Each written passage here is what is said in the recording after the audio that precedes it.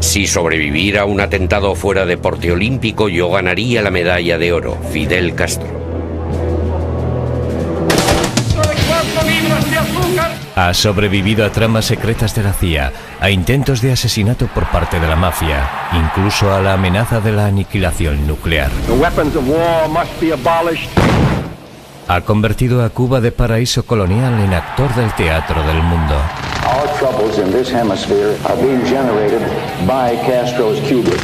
Esta es la historia jamás contada del icono comunista que ha gobernado Cuba durante medio siglo. Un dictador a solo 140 kilómetros de la costa estadounidense que ha visto el paso de 9 presidentes norteamericanos. Este es Castro, un superviviente.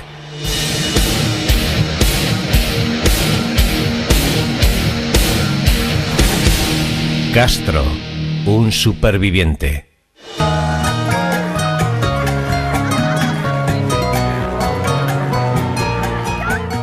Cuba es una isla paraíso tropical llena de ron, rumba y ruletas. Esta es la Cuba que la mayoría de norteamericanos conocen en los años 50. Playas de gloria, casinos brillantes, juego, música, baile. En La Habana de los 50... todo estaba a mano. Tuve muchas conversaciones sobre mi padre, sobre cómo era aquello, y créame que aquello era el paraíso. Cualquier cosa que se quisiera se podía obtener. Sin embargo, no lejos de la superficie late el ritmo de la revolución. En las zonas marginales urbanas y en el campo cubano se pide un cambio. El descontento se remonta a 1898. Los cubanos luchan por deshacerse de la España colonial. Pero entonces Estados Unidos entra en escena dedicando casi 20.000 soldados a la lucha por la independencia de Cuba. A ello le seguirá una inversión incluso mayor. El azúcar cubano, el agua, la electricidad, el teléfono, toda la infraestructura económica de la isla acabó siendo objeto de compra o inversión del capital americano. Y esto, naturalmente, sentó las bases de un gran sentimiento nacionalista en Cuba. Esta es la Cuba en la que crece Castro en los años 30 y 40. Fidel Castro y los jóvenes universitarios que velan sus armas políticas y desean crear una Cuba para ellos. Su nacionalismo gira alrededor de la expulsión de los norteamericanos. 1952. La corrupción en el gobierno de La Habana es generalizada. Un joven Fidel Castro se presenta al Congreso bajo la bandera de un partido para un gobierno limpio. Sin embargo, un día antes de las elecciones, el autonombrado jefe del ejército, Fulgencio Batista, cancela los comicios. Depone al presidente cubano Carlos Prío Socorras en un golpe incruento y toma el control de la República de la isla. La corrupción crece aún más. Julio de 1957. A pesar de los vínculos estadounidenses con Batista, la CIA financia en secreto a los revolucionarios de Castro. Batista también echó mano cuanto quiso al Tesoro Nacional. No atendió al presupuesto y asignó los recursos de la nación a su propio capricho personal. No distinguía mucho entre su uso privado del poder y el interés público.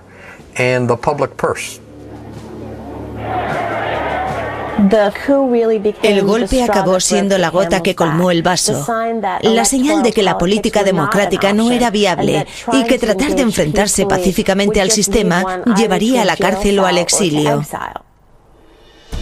26 de julio de 1953. Castro da un paso insensato y radical. Al frente de un grupo de unos 150 hombres, ataca a uno de los destacamentos militares más grandes de Cuba, los Barracones Moncada de Santiago de Cuba, en el extremo oriental de la isla. Con ello pretende conseguir armas para organizar una revolución militar. El resultado es un baño de sangre.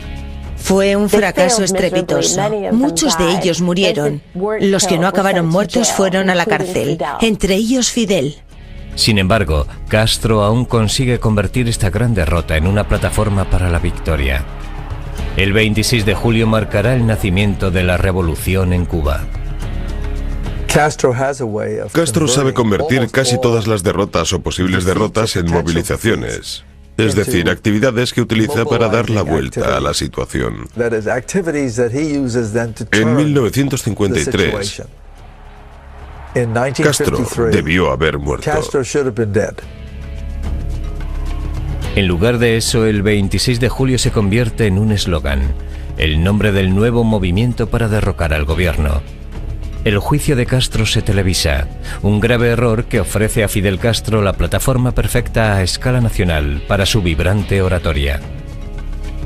El hombre que debió caer a manos de Batista y su poderoso ejército, el hombre con solo un puñado de revolucionarios harapientos, consigue aglutinar a una nación. Vino a decir que hizo lo correcto, lo patriótico, lo necesario, que él era el defensor de la Constitución de Cuba, el defensor de la República, porque Batista usurpó el poder en las elecciones del 52 y que todos los cubanos patriotas deberían seguirle. Desde la cárcel, Castro consigue sacar un manuscrito de sus discursos titulado «La historia me absolverá». El Tribunal de la Opinión Pública se inclina a su favor y gracias a las súplicas de la familia de Castro bien conectada políticamente, este y otros salen libres en una amnistía tras cumplir menos de 2 años de cárcel. Como Batista planea matar a Castro tras su liberación, este huye a México para preparar su próximo paso.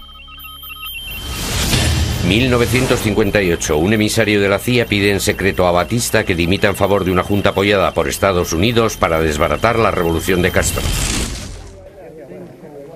26 de noviembre de 1956. Castro vuelve de México en un viejo bote con vías de agua llamado Granma, con unas docenas de hombres. Son objeto de una emboscada del ejército cubano el 2 de diciembre.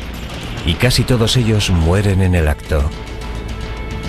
Castro sobrevive y con menos de 24 hombres escapa a las montañas de Sierra Maestra.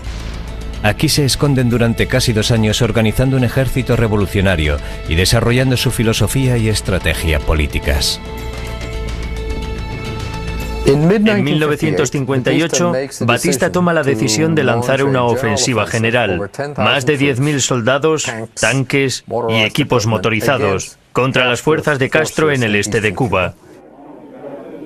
Entre la creciente nómina de revolucionarios que acompañan a Castro en las montañas, se encuentra un joven argentino destinado a convertirse en el revolucionario más reconocible del mundo, Ernesto Che Guevara. Las fuerzas de Castro son menos de 1000 hombres. A pesar de la adversidad, Batista no logra vencer.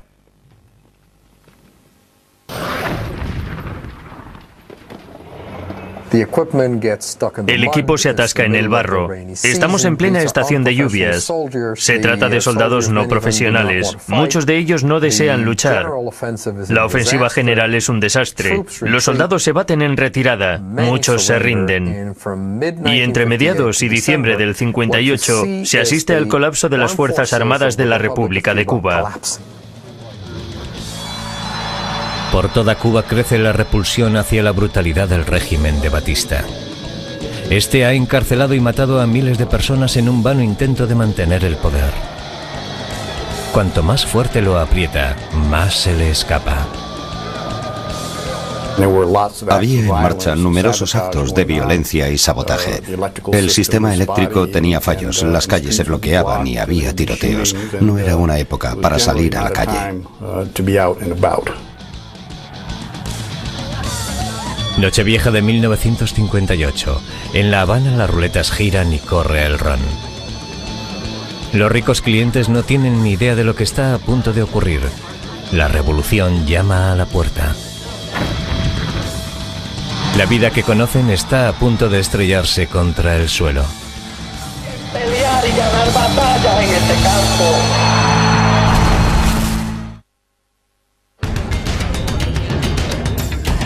Nochevieja de 1958. Mientras los clientes de los casinos cubanos juegan a las cartas, apuestan, bailan y brindan por el nuevo año, en las calles y los campos de Cuba, la revolución ha estallado. Tras una guerra de guerrillas de casi 10 años, La oportunidad de Fidel Castro ha llegado. El presidente Fulgencio Batista está de fiesta a medianoche, pero el tiempo se ha acabado para él. Después de una fiesta adecuadamente alegre, reúne a sus amigos, políticos, militares y otros líderes sociales, con los que llena 6 aviones y abandona el país. La nación lo celebra. La gente baila en las calles llena de esperanza por un nuevo principio, una nueva Cuba. Cuando Batista huyó y corrió la noticia de que se había ido del país, los cubanos se echaron a la calle. Fue un momento de una emoción, una felicidad, una esperanza enormes. Los cubanos consideraron su marcha y el haber conseguido echarlo como una victoria colectiva.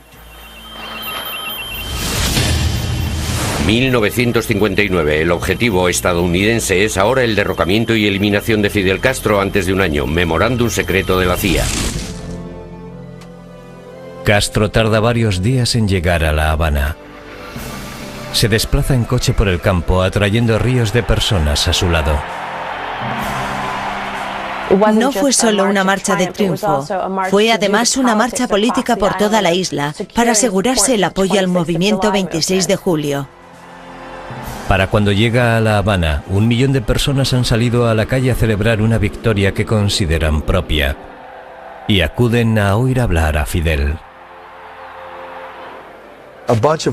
Unas palomas blancas se posan en su hombro y su brazo mientras hace el discurso.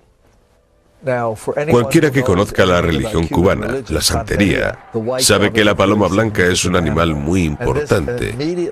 Y esto inmediatamente se ve como la señal. Fidel es el Salvador, el Obatalá, como se le conoce en ese idioma. El Salvador es el hombre que va a arrancar a Cuba de su estado indefenso para convertirla en un pueblo fuerte, en una nación fuerte.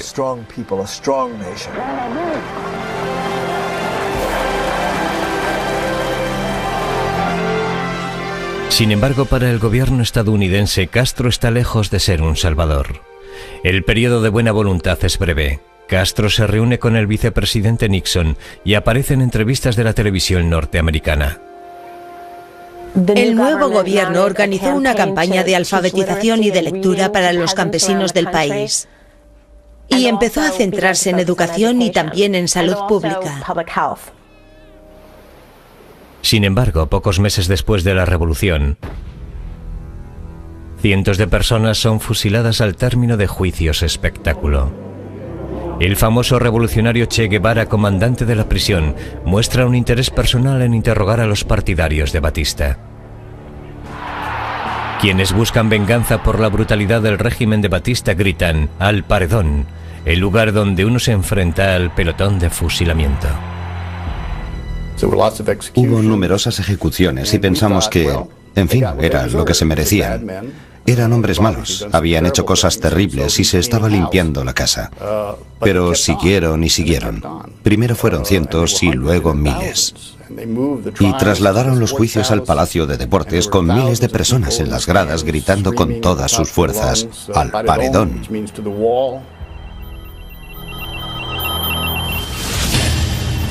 Eisenhower dice que Estados Unidos podría ir preparando una razón ampliamente aceptable para invadir Cuba. Memorándum de alto secreto de la Casa Blanca. Estados Unidos tiembla cuando Castro redistribuye la tierra y prosigue con una reforma agraria. Desde el punto de vista actual, aquella reforma agraria era tremendamente moderada. Sin embargo, según los criterios de 1959 y la Guerra Fría, Estados Unidos y los terratenientes norteamericanos de Cuba la vieron como una amenaza enorme. Castro, confirmando los temores norteamericanos, se declara comunista y emprende una alianza con los soviéticos. Ahora Rusia cuenta con un aliado incondicional a solo 140 kilómetros de Estados Unidos. Durante los 2 años siguientes, los operativos estadounidenses planean cualquier forma de atentar en secreto. Y ahora sabemos, tras consultar material desclasificado, que la administración Eisenhower tuvo contactos con la mafia para matarlo, para que sufriera un atentado. La CIA desea hacer llegar a Castro píldoras venenosas y puros explosivos. Planea colocar un polvo en sus botas para que se le caiga la barba. Planean pulverizar con LSD los aledaños de una emisora de radio desde la que Castro va a hablar para que parezca que se ha vuelto loco. Lo cierto es que se ordenó a la CIA la compilación de un historial secreto de estos intentos. Es un documento de más de 100 páginas que detalla y cuenta todos estos planes. Estos van desde conchas explosivas a puros envenenados, desde rifles asesinos a plumas envenenadas. Aunque ninguno de estos intentos tuvo éxito, sí que muestran la creatividad, al menos en el laboratorio de la CIA, y sus múltiples intentos de matar a Fidel Castro. La CIA forma una organización secreta como primer paso hacia la sustitución de Castro por un gobierno títere de Estados Unidos, memorándum ultrasecreto del Pentágono. Cuando John Fitzgerald Kennedy llega a la presidencia, hereda de Eisenhower un plan secreto mucho más ambicioso para deponer a Castro. Se trata de la Operación Bahía de Cochinos, un plan de entrenamiento de exiliados cubanos para que ataquen la isla y se hagan con el gobierno. Unos documentos recientemente desclasificados muestran que la CIA contrató a la mafia para asesinar a Castro, justo antes del lanzamiento de la Operación Bahía de Cochinos. El director paramilitar de la CIA, Richard Bissell, artífice de Bahía de Cochinos, accedió a utilizar la mafia estadounidense para introducir en la isla unas píldoras envenenadas creadas por la CIA y destinadas a la comida de Castro. Esta trama de la CIA también fracasa. Miami ya empezaba a convertirse en algo parecido a la Casa Blanca de la Segunda Guerra Mundial. Había todo tipo de conspiraciones y actividades contra la Revolución cubana, y yo participé en muchas de ellas. Puede decirse que yo era un militante anticastrista. Marzo de 1961, Guatemala. La CIA reúne y entrena en secreto a una brigada de unos 1.500 civiles. Estados Unidos prepara un ataque a Castro y su gobierno. Esta vez es o todo o nada. La CIA está a punto de iniciar una guerra. Los insurgentes apoyados por Estados Unidos preparan el desembarco en un lugar que acabará siendo tristemente célebre: la Bahía de Cochinos.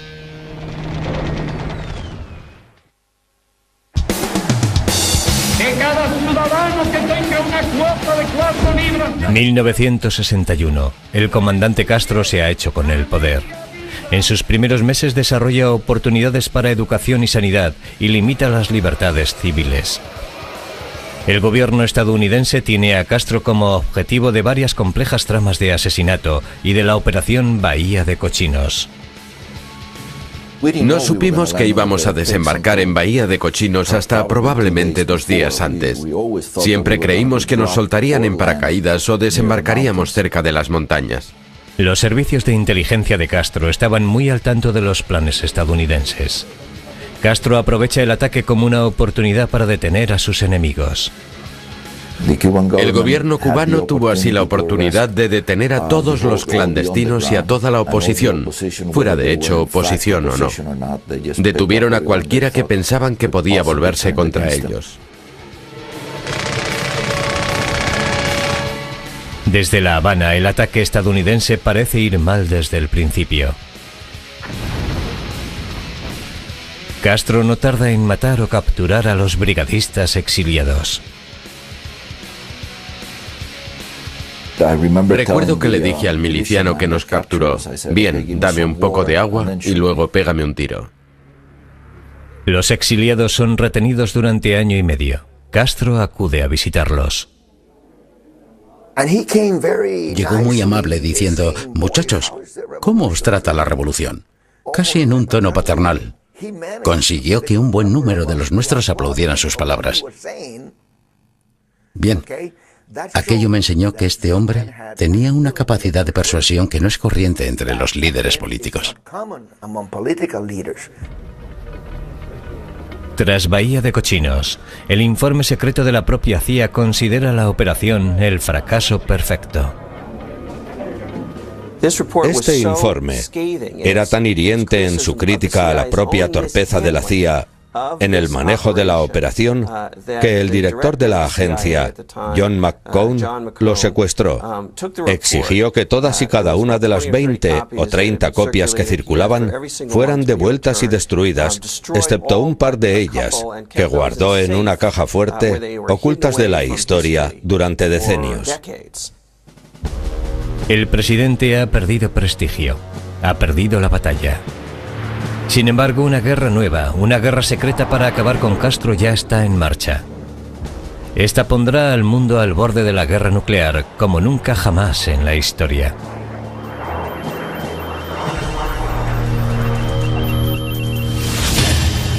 Estados Unidos planea desprestigiar a Castro falsificando y distribuyendo fotos de un Castro obeso con dos bellezas en cualquier situación que se desee. Después de la Bahía de Cochinos, el fracaso y la humillación tremenda que sufrió su administración y que él sufrió personalmente como nuevo presidente, se produce un gran cambio en una situación que acaba volviéndose obsesiva, sobre todo para Robert Kennedy. Dicen que a los Kennedy no les gusta perder. En los momentos posteriores al fracaso de Bahía de Cochinos, el presidente y su hermano, el fiscal general estadounidense, están más decididos que nunca a acabar con Castro.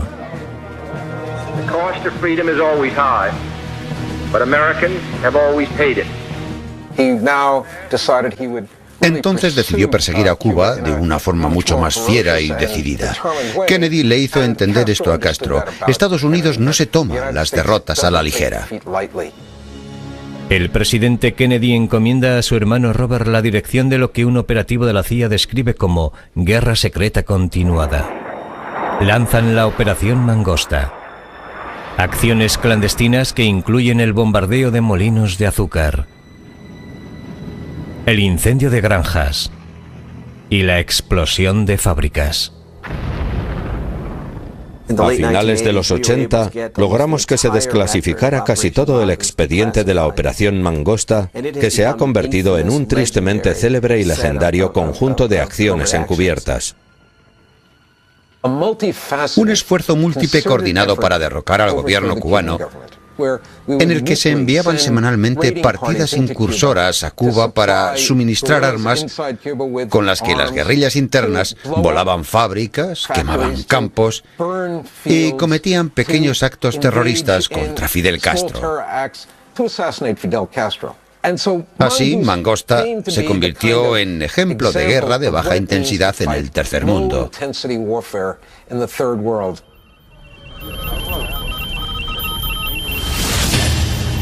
La CIA planea culpar a Castro si el cohete Mercury del astronauta John Glenn explota en vuelo, memorándum de alto secreto del Mando Militar Conjunto. Agosto de 1961. Documentos recientemente desclasificados revelan que el ayudante próximo a Kennedy, Richard Goodwin, viaja a Sudamérica para reunirse en secreto con el Che Guevara. Che es el representante que Fidel envía a hacer un trato. Goodwin describe la reunión secreta que tuvo lugar en un piso de Uruguay. En resumen, como se revela en la memoria, Che Guevara ofreció en nombre de Castro 3 grandes concesiones a Estados Unidos. Vino a decir que Cuba limitaría o reduciría en gran medida sus vínculos militares con la Unión Soviética, la seguridad. Dejaría de exportar la revolución, otra amenaza a la seguridad, y accedería a compensar a las empresas estadounidenses expropiadas en el 59 y el 60 los 3 contenciosos que Estados Unidos tenía con Cuba. A cambio, dijo Che Guevara a Goodwin, dejadnos en paz. Che Guevara también entrega un regalo de Castro a Kennedy. Fidel le envió una caja de Montecristos que, como todos sabían entonces, eran los puros favoritos de Kennedy. Goodwin entregó a Kennedy los puros y un mensaje. Mientras informaba al presidente, Este encendió uno de los puros y dijo: bastante bueno. Lo cierto, Goodwin, es que debería haberle ofrecido uno a usted primero. Kennedy aludía a la trama para matar a Castro con un puro envenenado. Entonces Kennedy escucha el informe de Goodwin sobre el trato que ofrecen Fidel y el Che. Y ambos tuvieron la misma reacción. Es una señal de debilidad, de modo que lejos de hacer un trato, debemos subir la presión. Quizá podamos deshacernos de él o tal vez obtener más cosas de él. Octubre de 1962. La Unión Soviética envía misiles a Cuba y estos se colocan apuntando a Estados Unidos. La mayor amenaza a la paz en el hemisferio occidental está a la vuelta de la esquina.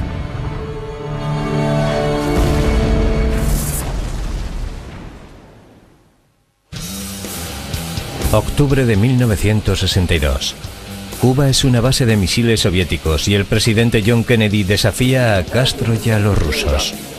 A strict quarantine on all offensive military equipment under shipment to Cuba is being initiated. Las superpotencias se cuadran a medida que el reloj avanza en la crisis de los misiles cubanos. Estados Unidos bloquea a Cuba colocando a los barcos norteamericanos en conflicto militar directo con los barcos y submarinos soviéticos. El mundo se pone al borde del holocausto nuclear. Kennedy se reúne con el mando militar conjunto. Dicen, es una amenaza militar, debemos entrar y acabar con ellos de inmediato o invadirlos. Quieren las dos cosas. Y Kennedy dice que no se trata de una amenaza militar, no existe ninguna diferencia desde el punto de vista militar. Dice, ¿qué diferencia hay entre que te explote un misil disparado desde la Unión Soviética o desde Cuba? En cada caso tiene suficiente para matarnos a todos. Lo ve como un acto político por parte de Khrushchev para aparentar una alteración del equilibrio del poder. Esta diferencia resulta de una importancia extrema durante la primera semana porque gran parte de los presentes en la sala inicialmente estaban a favor del bombardeo. Unas grabaciones recientemente publicadas, realizadas en secreto en la Casa Blanca, muestran la tensión entre el presidente Kennedy y su cúpula militar. En un momento Kennedy abandona la sala. El general Emey, jefe de la Fuerza Aérea, el general Wheeler, jefe del Ejército de Tierra, el general Shoup, jefe de los Marines, por supuesto no saben que les están grabando.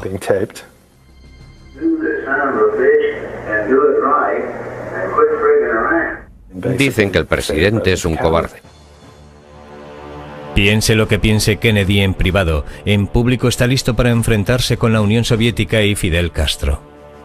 Hay demasiado en juego como para permitir la existencia de misiles soviéticos a 140 kilómetros de las costas estadounidenses.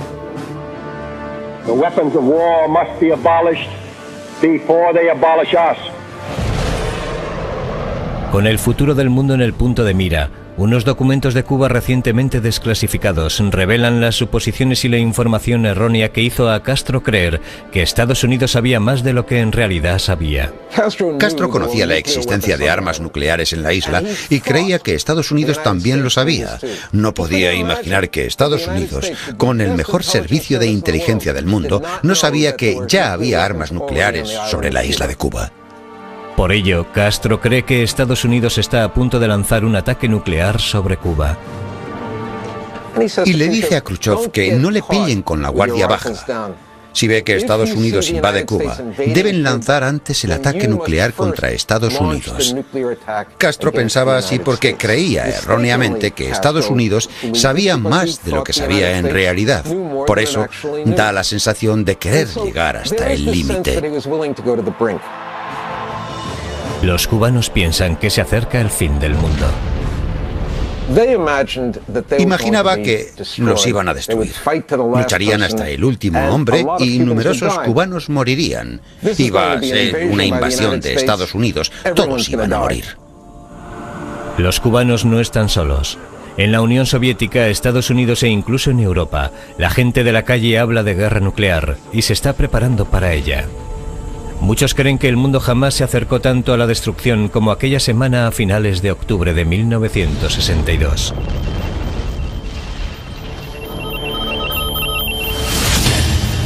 Robert F. Kennedy le preocupa que si no aprueba pronto su hermano un ataque a Cuba, el ejército norteamericano pueda derrocarle y hacerse con el poder. Khrushchev. Khrushchev no tenía ninguna intención de iniciar una guerra nuclear. Estuvo en la Segunda Guerra Mundial.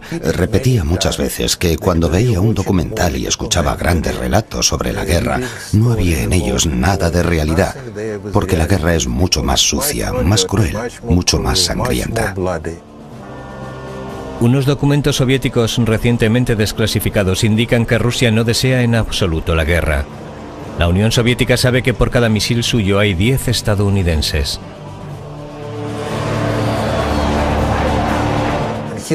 Veía la destrucción de la tierra soviética. No quería destruir su tierra por segunda vez por el interés de Fidel Castro. Unos documentos soviéticos desclasificados revelan una relación difícil entre la Unión Soviética y Castro. Fue un aliado soviético que dio muchos dolores de cabeza a mi padre, porque existe una simple norma. Si quieres que tu nación sea grande y quieres dirigir una gran nación, tienes que proteger a todos tus aliados para mostrar a los demás que tienes la fuerza para protegerlos.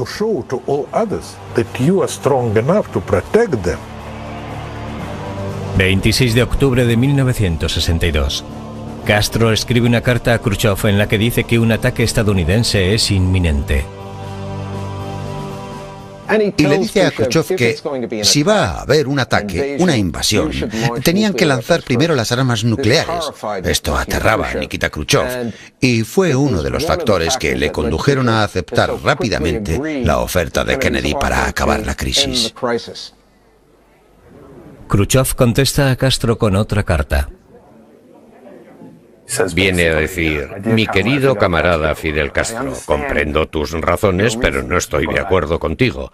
Lanzar un primer ataque nuclear contra Estados Unidos no resolverá nada e iniciará una guerra mundial termonuclear en la que todos pereceremos. Y no deja de mencionar a Cuba. Dice que Cuba arderá en los fuegos de la guerra. Se trata de una carta en tono muy dramático. Se veía a Castro en ese momento desde Moscú como ligeramente chalado por querer iniciar una guerra nuclear. 28 de octubre. Estados Unidos se enfrenta a Rusia y los soviéticos ceden. La Unión Soviética accede a retirar sus misiles de Cuba tras el acuerdo estadounidense de retirar los suyos de Turquía. Y Estados Unidos accede a no invadir Cuba. Aunque la idea de matar a Castro no está abandonada del todo. La Marina estadounidense prepara una invasión de entrenamiento para deponer al dictador de una isla ficticia llamado Ortsak, que es Castro escrito al revés. La bala de un asesino se acerca, pero esta vez a John Kennedy, no a Fidel Castro. Y en los días anteriores a la muerte del presidente, la administración Kennedy adopta una estrategia dual: hacer las paces con Castro o matarlo. La que funcione de las dos. El día en que Kennedy fue asesinado en Dallas, su emisario Jean Donnel, un periodista francés, se sentaba con Castro en Varadero, Cuba, con un plan que Kennedy le había entregado para establecer buenas relaciones con Cuba. Al empezar a discutir el plan mismo, un ayudante de Castro lo interrumpió con la noticia de que Kennedy acababa de ser tiroteado en Dallas, y por supuesto ahí acabó la sesión. En ese mismo momento, un alto funcionario de la CIA se reúne con un topo de la cúpula militar cubana cuyo nombre clave es AMLAS. Le entrega una pluma envenenada fabricada por la División de Servicios Técnicos de la CIA y le dice que también le entregará un líquido o veneno muy potente que deberá introducir en la pluma. Describió el operativo que debía seguir: acercarse a Castro lo suficiente como para tocarle con esta pluma estilográfica que tenía una aguja oculta en la punta. El agente dijo, esto es horrible. Yo esperaba un arma importante. Soy un asesino serio. ¿Cómo se atreve? Este tipo quería meter una pistola o una metralleta en el Palacio Presidencial para matar a Castro de una forma dramática y le daban una pluma envenenada. La rechazó de plano. Kennedy muere y Castro vive. A pesar de los continuos intentos secretos de matarlo, a pesar del holocausto nuclear, el aparentemente indestructible líder de esta pequeña nación isleña sobrevive. Ahora Castro es un agente de la escena mundial y utilizará su nuevo puesto para impulsar su revolución. Castro está a punto de iniciar una nueva serie de batallas. Aunque el atentado sigue siendo parte del juego. Alguien más caerá ante la bala del asesino, alguien muy cercano al propio Fidel.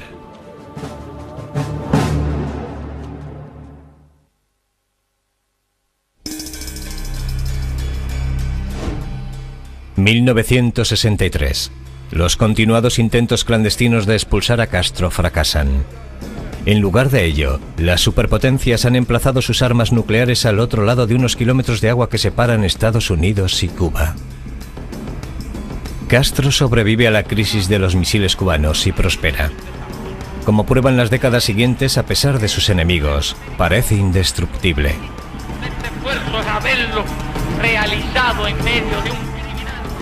Tras la crisis de los misiles, Castro se convierte en agente de la política internacional. Con el apoyo de revolucionarios como el Che Guevara, se convierte en un héroe del tercer mundo que envía ejércitos y expertos a colaborar en las batallas revolucionarias de África y Centroamérica. Es Castro quien arrastra a los soviéticos a estas batallas revolucionarias, y no al revés. Angola fue iniciativa cubana y fue Castro quien arrastró a ella a los soviéticos. Estos eran reticentes a ayudar al gobierno nicaragüense. Fue Castro quien logró que los soviéticos suministraran armamento a los sandinistas. Una y otra vez es Castro quien logra convencer a la Unión Soviética para que invierta en sus proyectos. Yo consideraría a Castro como uno de los mayores carteristas del mundo. 1967. El socio más famoso de Castro en la exportación de la revolución es su camarada revolucionario Ernesto Che Guevara. Mientras el Che apoya a la revolución en Bolivia, la CIA contrata supuestamente al exiliado cubano Félix Rodríguez para ir tras él. Durante el combate fue herido en la pierna derecha. Se quedó sin balas. Casi toda su guerrilla acabó muerta y fue capturado vivo.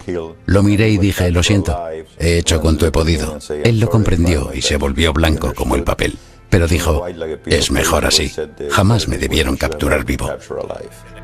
Justo antes de la ejecución del Che, Rodríguez le hace una última foto y le dice que sonría para el pajarito. Era como la 1 de la tarde cuando me fui. Y alrededor de la 1:10 hora boliviana, oí los disparos y tomé nota de la hora en que fue ejecutado. Mientras media en la guerra de la droga entre Colombia y Panamá, Castro recibe ingresos que financian la extensión de la revolución. Castro tiene práctica en deshacerse de sus enemigos encarcelándolos o matándolos, o simplemente expulsándolos de la isla. En 1980 un grupo de cubanos trata de escapar del país a través de la embajada peruana. Pronto, miles de personas llaman a la misma puerta para salir de Cuba. Mientras la opinión pública empieza a volverse contra Castro, este anuncia que cualquiera que desee marcharse puede hacerlo. Fue un desprestigio para la sociedad cubana que 125.000 personas quisieran salir de Cuba y correr a Estados Unidos, pero él lo vio como una oportunidad de deshacerse efectivamente de disidentes en la isla y hacerse con más poder aún para el gobierno cubano. 15 de abril de 1980. Los botes empiezan a partir y Castro se limita a exportar a sus adversarios empaquetando sus problemas y enviándolos a su mayor enemigo, Estados Unidos. Vacía las cárceles y llena los botes con miles de personas que considera indeseables. Y así, una de las formas por las que ha sido capaz de sobrevivir ha sido yendo un paso por delante, convirtiendo las crisis en oportunidades para su propia supervivencia, encontrando la forma de neutralizar a sus enemigos en el sentido de minar su poder, de minar su propia credibilidad.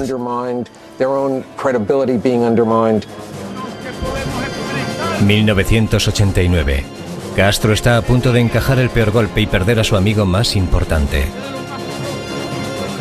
El colapso de la Unión Soviética hizo creer que Castro seguiría poco después, pues Cuba recibía subsidios de la Unión Soviética vendiéndole azúcar por encima del precio del mercado y comprando petróleo por debajo de su precio. Y cuando la Unión Soviética dejó de pagarle así el azúcar, se pensó que Cuba no podría sobrevivir.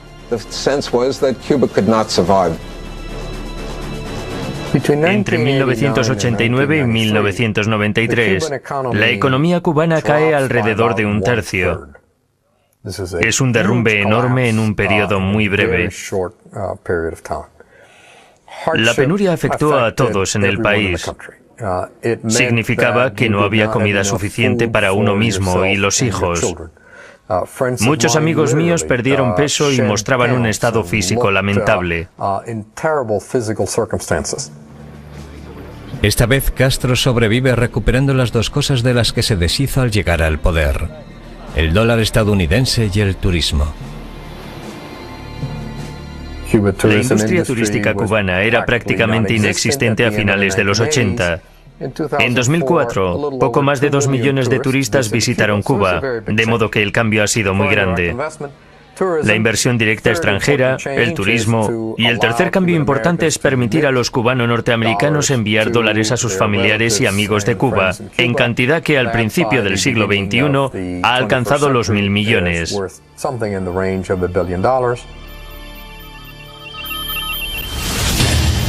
La CIA planea derrocar a Castro bien entrados los 80, ordena reconocimientos aéreos para determinar blancos cubanos, propuesta de la CIA 1982.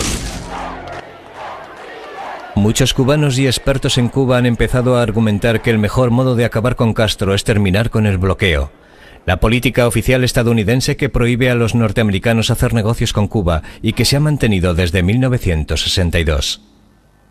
Dicen que usa el bloqueo para justificarse, y si este acabara, Castro quedaría aplastado bajo el peso de sus propias políticas fracasadas y sus montañas de excusas. Fidel Castro desea el bloqueo. Este da a Fidel Castro el control. Si no existiese límite al comercio, a las ideas y a todo lo que surge de las relaciones plenas, dicen, él ya estaría fuera. Y ahora, próximo a cumplir los 80, parece que el tiempo es el mayor enemigo de Castro. A pesar de todos los esfuerzos por eliminarlo, aún permanece como el último soldado de la Guerra Fría. Ha sobrevivido a todos: Kennedy, Nixon, De Gaulle, Mao, Khrushchev, Brezhnev e incluso a la propia Guerra Fría. Se ha convertido en uno de los gobernantes más longevos de los tiempos modernos. En el legado de Fidel Castro existe una combinación de elementos. Completó la modernización social del país, enseñó a todos los cubanos a leer y a escribir, incrementó radicalmente el nivel de las escuelas y la mano de obra, transformó el sistema sanitario cubano. También ha representado, por desgracia, un periodo de represión extraordinariamente duro. Miles de disidentes han sido encarcelados o ejecutados en la Cuba de Castro. Miles más han sido exiliados o han huido. Por ello, el legado es mixto. No hay duda de que en ciertas áreas ha habido logros, pero en definitiva, es una historia que ha sido innecesariamente áspera, llena de abusos y de actos reprobables. Al final, amigos y enemigos reconocen la destreza de este hombre llamado Fidel, que empezó con un puñado de guerrilleros rebeldes y logró hacerse con el poder y mantenerlo durante medio siglo.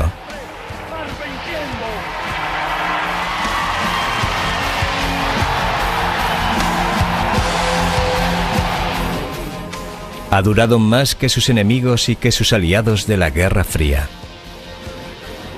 Contra toda probabilidad, él es Castro, el superviviente.